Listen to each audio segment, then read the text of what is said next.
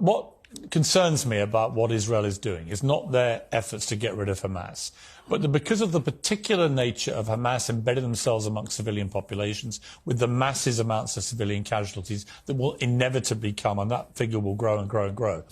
Are we not, as Barack Obama warned, are we not creating here just an opportunity for far greater radicalization of all those young Palestinians who watched their loved ones get killed? Why would we imagine that at the end of all this, they're going to want to do anything other than to become a new version of Hamas in wanting to exact revenge for what happened to their families? Well, two things. One is, if you just follow the logic of what Barack Obama said, then you just shouldn't do anything. If you're Israel, you should be attacked and just sit back and say, great, we'll wait for the next one. But the second and more important thing is, your question supposes that there is a sort of peaceful Palestinian population in the Gaza who would love a two-state solution, and then a few bad apples in Hamas. I think that's not true. Why is it that when one of the victims of the music festival, a poor young German Jewish girl, who it seems was raped and then brutally murdered and taken into the Gaza naked. Why was it that you can find, and anyone can find this online, a crowd of ordinary Gazans? It wasn't Hamas, it wasn't a Hamas rally. Ordinary Gazans spitting on her body, hitting her body, mutilating her body further as it went down the street. Does that strike you, Piers, as a placid population of peacenik types who are just desperately waiting for a two-state solution to be put back on the table for the millionth time in the last 70-something years? It doesn't seem like that to me. No, but there are over 2 million people in Gaza, and there weren't 2 million people in that video clip. There were a few hundred. So I don't like to make... Yeah, well, a few hundred at random. A few hundred at random. And did you see anyone in it saying, hey, guys, stop. We're not meant to mutilate the bodies of girls or rape them in public? No, I didn't see that. But then what you're really articulating, correct me if I'm wrong here, but isn't what you're articulating really an endorsement of collective punishment, where you assume they're all guilty? No. And if they don't stand up to Hamas, they're also guilty. And that's where people have a problem, I think, with the moral line here, which is if you hold all the Gazans equally responsible, then is that not collective punishment, which is illegal? Well, first of all, there is some responsibility for the peoples in the Gaza.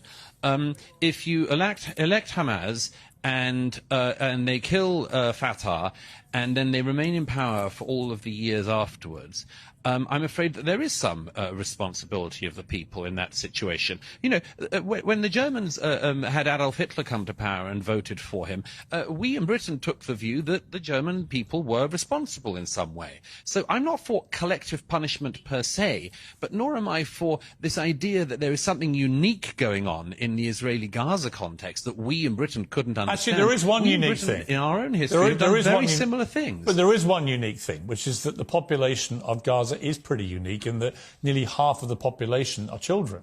That is a unique situation. No, I'll tell you what's unique about the population of Gaza.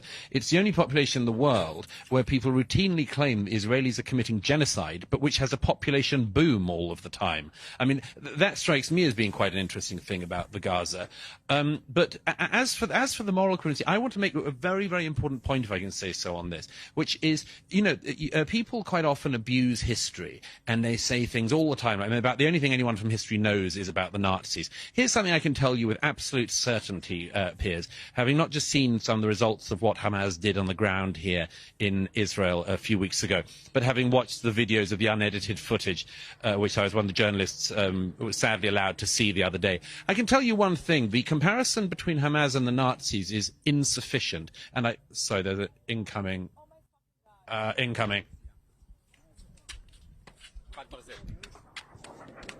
Get safe, Douglas. Come. So, okay. Anyhow, we're okay. Are you okay? Let's just. Yeah. It's fine. Sorry, it was a rocket coming. It looked like it was just going to land on us here. Which way was that rocket coming from? Was it coming from Gaza or from Israel? Yes, it seemed to be coming from Gaza. So, yeah, it's fine. It's okay. It's been happening all day. Let me just finish this point, if I may. Before we go on, Douglas, Atman, how does that make you? How does that make you feel? What just happened there? I mean, it's I'm a little used to it. I was in Ukraine last year and was in Kherson and Odessa and Mykolaiv, and when the Russians were shelling it, so I'm a little used to it. But just if I can just finish this point, sorry, there's a lot of banging going on, but anyway, we'll keep going. Well, look, if you need to stop, Douglas, we understand. No, don't worry. If we need to stop, I'll run to the shelter, I assure you. The thing that struck me, Piers, about seeing the 7th of October footage was that even the Nazis were actually ashamed of what they did. SS battalions who spent their days shooting Jews in the back of the head and pushing them into trenches had to get very, very drunk in the evening to forget what they had done. The Nazi high command famously had to sort of get around the problem of soldier morale because the soldiers knew this wasn't exactly what their lives were meant to look like either. I tell you one very big difference. If you look at the footage, the raw footage, and I really hope people don't on a wider scale have to view what I viewed the other day, if they see it, they will see something that is at least as barbaric as what the Nazis did. But here's the difference. They did it with glee. They were deeply proud.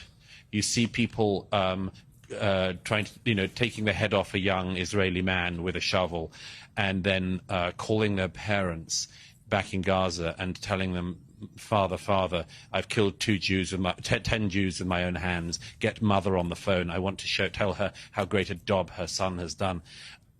I come back to this thing. I'm not exaggerating this. It's very, very interesting, and people need to realize.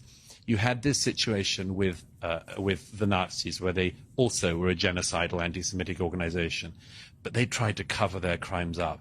Hamas are actually proud of them, and they've said they will do them until the whole world is clear of Jews. Yeah. So I suggest we take that seriously, and I think that Israel is taking it seriously. I hope they continue to take it seriously, but I think the world should take it seriously, and that includes Britain. And when I hear British journalists, British commentators, and British politicians lecturing the Israelis on what they should do, I think, I'm sorry, this shows a failing in our country. It shows that we in Britain cannot enforce our laws. We don't even enforce our borders in Britain. It's us that is the weak link in the international security chain on this, not Israel.